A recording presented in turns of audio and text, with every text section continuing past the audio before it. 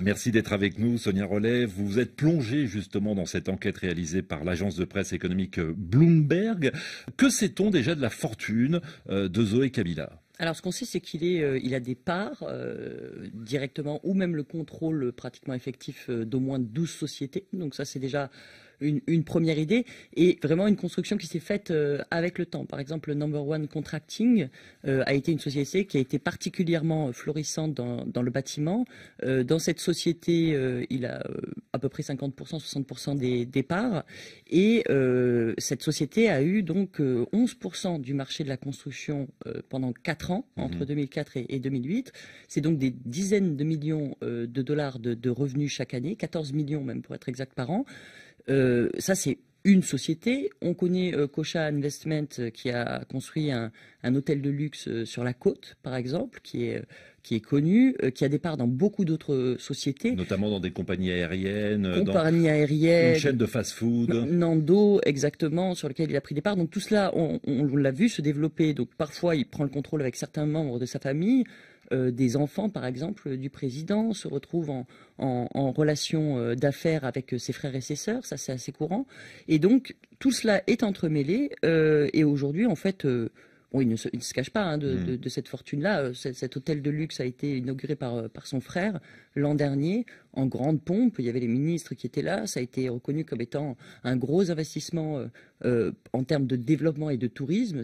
C'est un hôtel de luxe auquel la plupart des Congolais ne peuvent pas accéder, évidemment. Alors vous citiez à l'instant l'entreprise Number One Contracting. Elle est intéressante, cette société, parce que le nom de Zoé Kabila n'apparaît pas forcément et systématiquement dans toutes les sociétés, en l'occurrence dans celle-ci. Parfois, il utilise un pseudonyme, celui de son père. Oui, et c'est souvent des anciennes identités qu'ils ont utilisées pendant la guerre, sur lesquelles ils ont pu avoir des papiers d'identité à une époque. C'est Zoé Francis Toilé. Donc là, évidemment, il ne se cache pas vraiment quand il utilise ce nom. Tout le monde sait que c'était le pseudonyme de son père. Et c'est ça justement qui est intéressant, c'est qu'il ne se cache pas vraiment en fait, parce que tout simplement il est député, il peut avoir des activités commerciales et ça c'est clairement expliqué.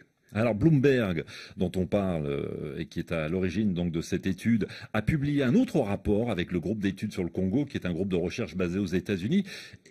Et ce rapport-là s'intéresse vraiment à la richesse de tout le clan Kabila, de toute la famille. Voilà, c'est ça. Il y a une dizaine de personnalités qui sont citées. Il y a même un tableau absolument gigantesque où on voit chacun des membres de famille et les parts qu'ils ont dans les autres, avec des liens qui lient toutes ces sociétés, donc ces quelques 80 sociétés, avec ces dizaines de personnalités, donc les frères, les sœurs, les enfants du président, la femme du président, tout le monde est dans ce business-là. Les enfants du président qui sont, précisons-le, mineurs. Oui.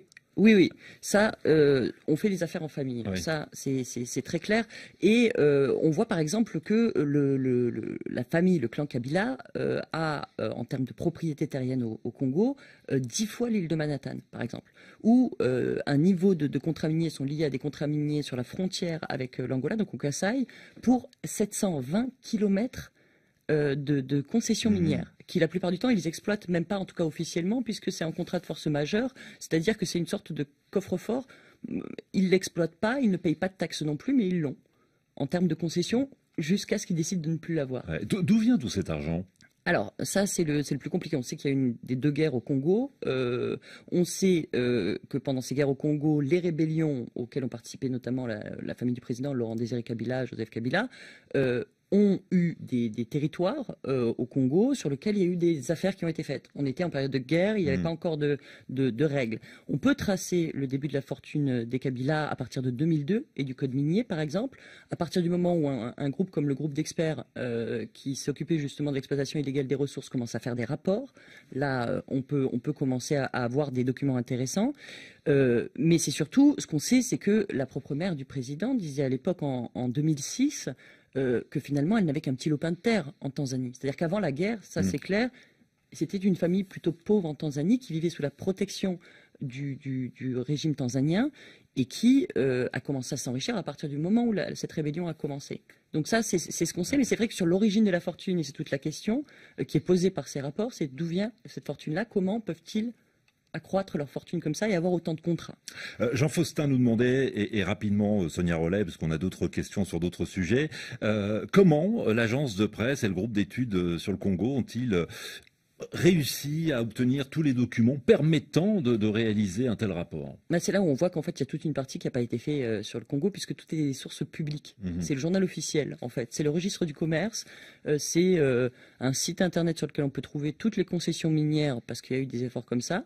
Mais eux ont fait finalement 1+1 égale 2. Donc ils ont fait vraiment ce mapping-là des propriétés de la famille, mais ce n'était pas caché, c'est pas. Et donc sur le fond, il n'y a pas grand-chose qui a été répondu par la famille elle-même parce que tout est finalement écrit noir sur blanc. Ouais, donc gros travail quand même de compilation, d'études, même si tout était finalement public, puisqu'il Tout aurait pu suffisait être fait d'aller depuis longtemps.